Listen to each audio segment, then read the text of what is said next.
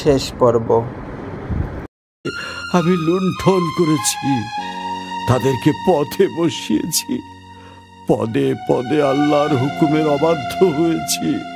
তুমি আমাকে সঠিক পথে তুলে নাও। সঠিক পথে তুলে নেবেন আল্লাহ, ক্ষমাও করবেন আল্লাহ। আপনি শুধু তার কাছে তওবা করুন আর প্রতিজ্ঞা করুন যে ভবিষ্যতে কোনো দিন আল্লাহর অবাধ্য হবেন না, ডাকাতি করবেন না, লুটতরাজ করবেন না। হ্যাঁ, এই আমি তওবা করছি, আর কোনোদিন পাপ কাজে নিজেকে নিয়োজিত করব। আমাদের এই ভিডিওগুলো যদি আপনাদের কাছে ভালো লাগে তাহলে দয়া করে চ্যানেলটা সাবস্ক্রাইব করে পাশে থাকবেন, লাইক কমেন্ট শেয়ার করে দেবেন। আরও নতুন মজার মজার ভিডিও পেতে পাশে থাকবেন, লাইক কমেন্ট শেয়ার এবং চ্যানেলটা সাবস্ক্রাইব করে দেবেন।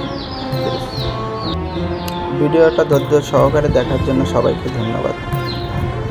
সদা সত্য কথা বলবো, নামাজ পড়ি এবং সবাইকে নামাজের দাওয়াত দেই। আমিন।